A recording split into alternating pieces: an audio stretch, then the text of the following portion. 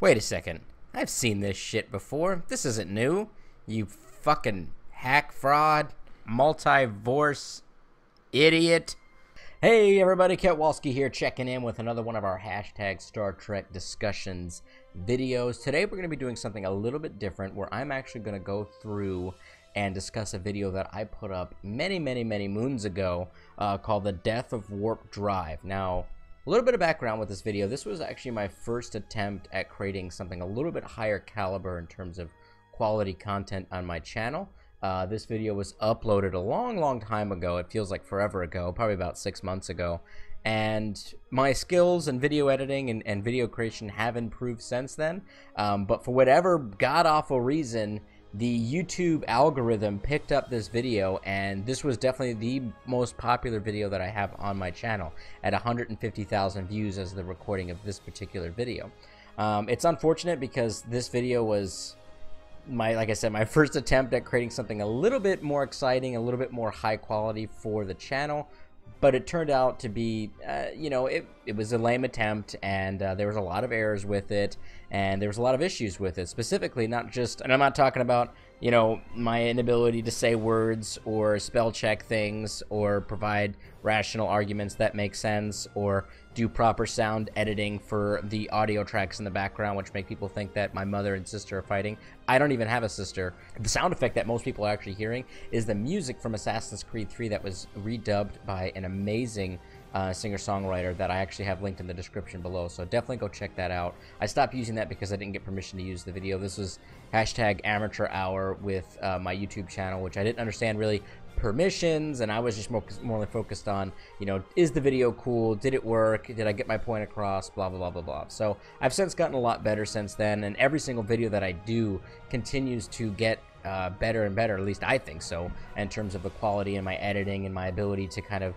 generate a logical argument that doesn't sound stupid and foolish and do better research overall. So I do want to go ahead and jump into this particular review and address some of the huge glaring issues that I brought up in the video as fact, as part of my hard-charging argument, that are just stupid and dumb, and I want to go ahead and try to correct some of those, and hopefully this brings in additional fans, and I think hopefully quells a lot of the criticisms that are on the video that I uploaded about 6 months ago. So with that being said, we're going to fast forward through the first bit of the video where I go through the history and the founding of, you know, I guess warp drive and how it functions like on a scientific level, because most of that stuff is pretty accurate. I mean, that was directly out of the encyclopedias and off of the internet and off of the TV shows, where, you know, that stuff is pretty much alpha canon, and you know, I was kind of just regurgitating that information. So that piece wasn't really wrong. So we're gonna skip through that and jump right into the area where I start to really just fuck this video straight up.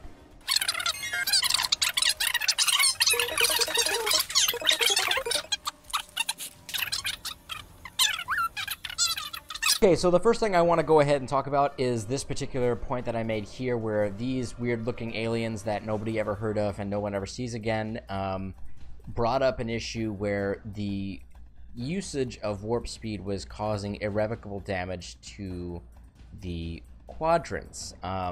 So number one, I want to go ahead and say that these people's opinions were respected, I think, by the Federation. Number two is there was reference to a warp speed limit in the few episodes post this episode in the last season of Star Trek TNG. There was some reference to that, and I think it was referenced a few other times, but mainly this episode was ignored.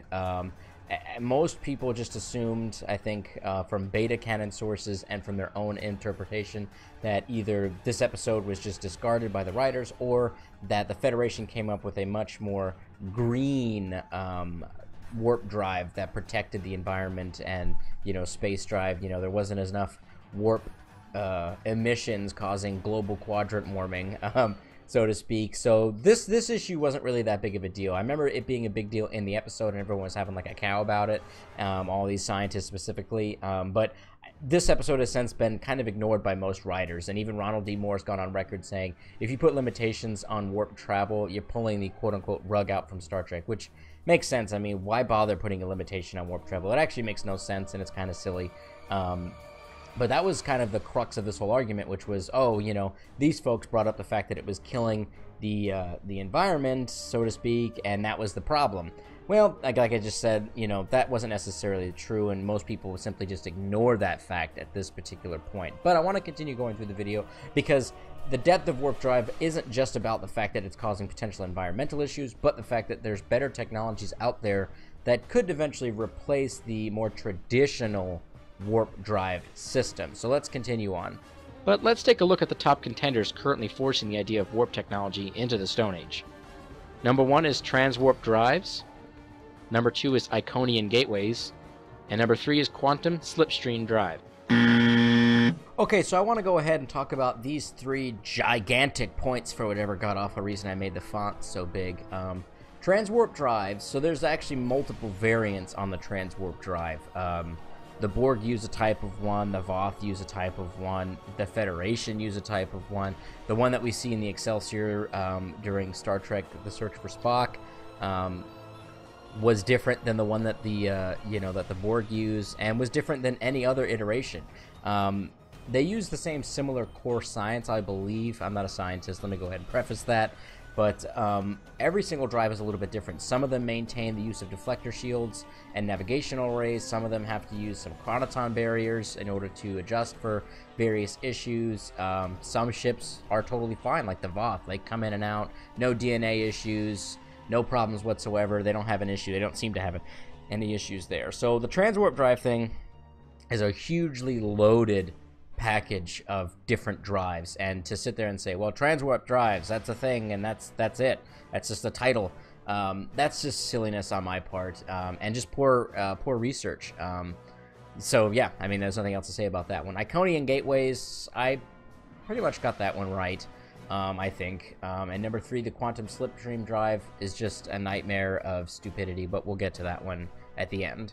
Transwarp is an extremely fast form of propulsion, utilizing transwarp conduits that have a different property than standard space. These conduits exist in subspace and are often used by the Borg, Undine, and various other races. In 2369, Starfleet successfully created the X-Drive, which could create its own temporary conduits for faster-than-light travel. So let's talk about the pros and cons list that I've got here. Pros, number 1, doesn't require the same dangerous reactor. That's dumb. 2, utilizes subspace instead of damaging it. That's, well, no. I mean, yeah, no. That doesn't even really make any sense.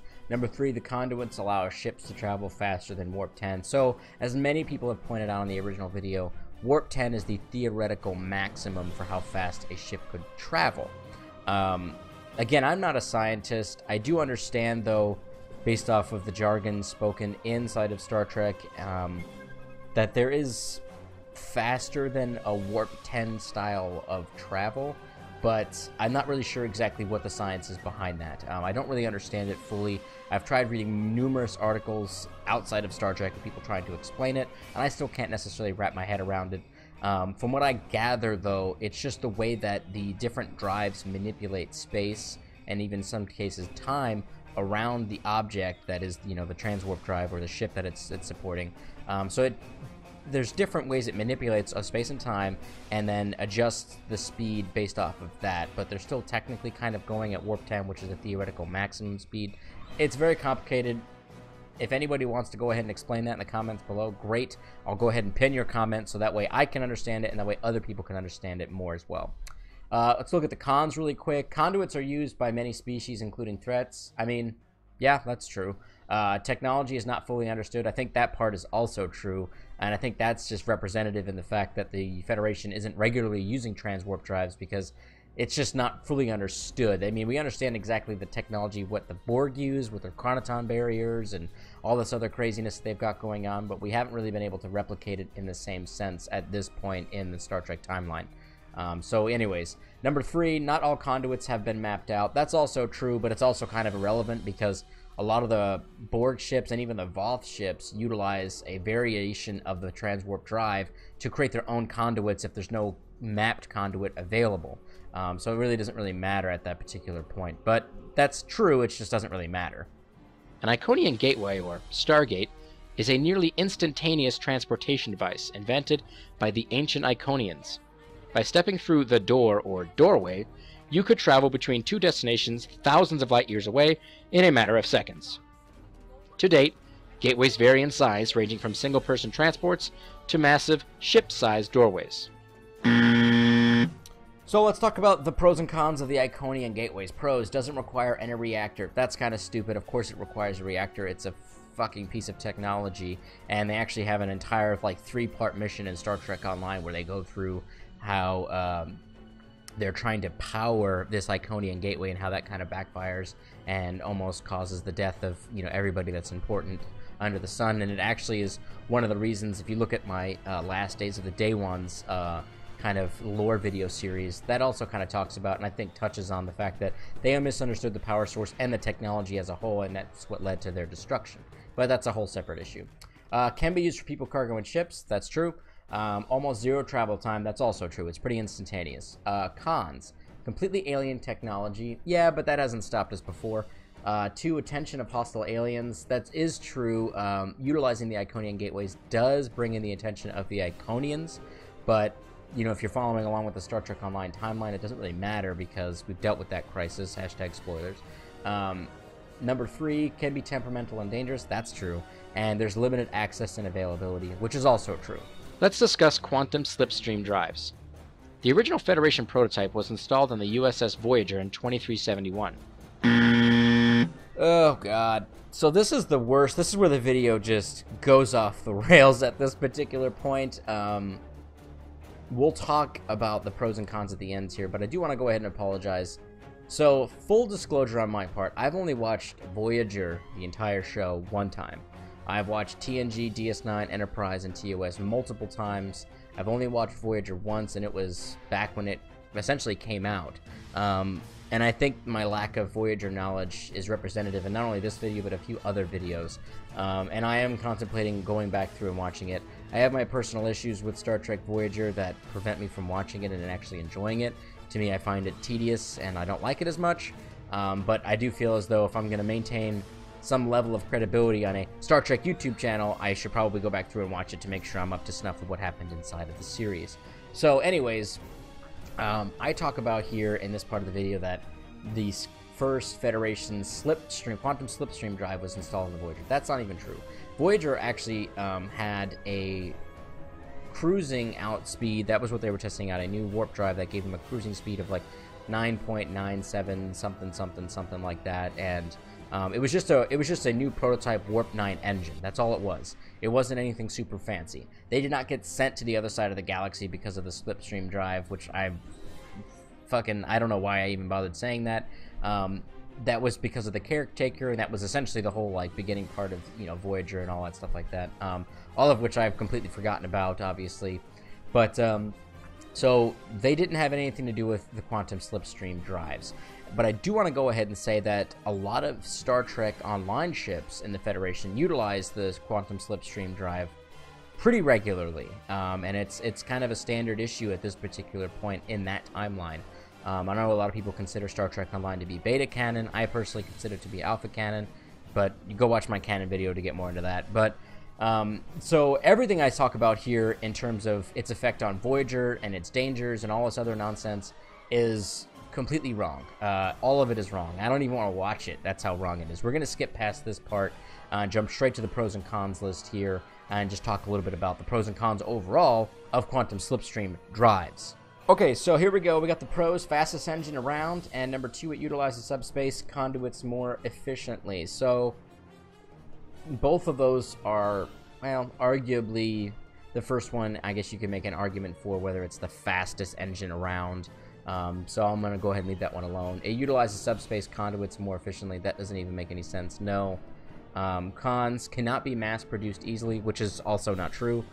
Can leave you stranded in space. That is true, but that's true for any fucking warp travel or faster than light travel device. Number 3, the technology is temperamental. That's also true for really anything. I mean, we've seen countless episodes of Star Trek where the warp drive, just a regular old warp drive engine, freaks the hell out and does all sorts of weird shit and causes all sorts of problems. So the cons, none of the cons make any sense. I do think overall that I stand by my original ending here, which is that the new future of warp speed slash, faster than, we'll just say faster than light travel, I think is still going to be utilizing the transwarp conduits. I don't think that the Iconian Gateway solution is a good idea. I also don't think that slipstream drives are necessarily the best option for getting around all the time. So, there's a few different other technologies that make, I guess, slipstream drives better and more reliable. But I do think that, I think that logically the universe as a whole is going to follow in the footsteps of the more advanced races that we see in the Delta Quadrant and just utilize the transwarp conduits. That would be my guess. But we also do know that they use the temporal drives. I forget the full official term on that one. Temporal displacement drives, I think it is what Daniels uses. And that doesn't utilize any form of normal propulsion. It literally just bends space-time, and that way they can get around not only inside of their own timeline, but through different timelines and alternate realities. So we know that that's where the technology kind of went to in the Prime universe, but who knows if that's even still the case, or who knows how long it's going to take for us to get there. Who knows if there's a stepping stone between a regular vanilla warp drive and different faster than light travels, and then that temporal displacement drive. I think it's temporal displacement drive. I can't remember. Other forms of travel that I didn't include on here is the gravitational travel that people use. They use like gravity in order to bend their abilities to get through space. They also have that weird space wave where they can activate this thing and then a ship can zip through space without actually needing any engines and stuff like that. You're essentially just riding like a wave. But there's literally dozens of different forms of space travel. Like there was one that the Bajorans used to use for like solar sails, and they used like solar winds to get around back in the day, and all this other crazy stuff. So to say that any one particular technology is going to triumph over all and that nothing else is going to exist is ridiculous. Of course, there's going to be other variations of technology being used in the quadrant no matter what the quote-unquote Federation standard is. Ferengi and other, the Orion Syndicates. I don't see the Klingon Empire getting too concerned about necessarily their speed capabilities. I think that they're going to be focused on what works, what's cheapest, and what's effective. I think the Federation is going to kind of lead the charge in terms of what's going to be the best availability and to get around. But, I do think warp drives are going to stick around no matter what, especially when you consider the fact that the whole warp drive is causing all these subspace rifts and all this other crazy shit going on. Doesn't really exist anymore in alpha or even beta canon, and it seems to be most people ignore that, and I do believe that they probably just developed a warp drive that just doesn't do that. I think that's it. Anyways, guys and gals, I hope that you kind of enjoyed this video. Like I said, I felt it necessary to kind of go back through and explain away this video. Like I said, it was my first video I ever did in terms of trying to create a high caliber of content. And if you look at like the death of Warp Drive, you look at the defense of Norris.T video, the why the Federation needs Makos, and they continue on from there. They slowly get better. My arguments get better, my research gets better, my ability to edit things gets better, the fact that I forgot music halfway through this video, the fact that I didn't edit the music correctly, the fact that I didn't put the proper authorization on the video for the music, all that kind of stuff. It gets better with time, and I really wanted to go ahead and address this video because, again, like I said, YouTube's algorithm, for whatever bizarre reason, picked this video up and just advertised it all over the place, and it makes me frustrated because there's so many other good quality content videos on the site, and this is the video that most people see first. Like I said, it's got over 150,000 views at the taping of this video here, so I did want to go ahead and address that. I disabled the comments on the old video, so that way people kind of know that video is being retired, but I didn't want to go ahead and delete it because, well, number one, it's a good video for me to watch every once in a while to showcase how terrible my stuff has come, but it also connects back to this video and showcases that the channel's been around for a while. So that's my reasons for keeping it up, but disabling the comments so that people know, like, listen, I get that this video sucks. Hopefully you watching this video, you kind of understand a little bit more about the process that I went through, the reasons behind the video sucking, and then also my feelings on what warp drive and faster than light travel is currently. So I hope that you guys and gals enjoyed this video. Please throw a like and a subscribe up on YouTube. Please follow me on Twitter at RealKetwolski, and follow me on Facebook at facebook.com/RealKetwolski. And I will see all of you guys next time. Live long and prosper, my Trekkies.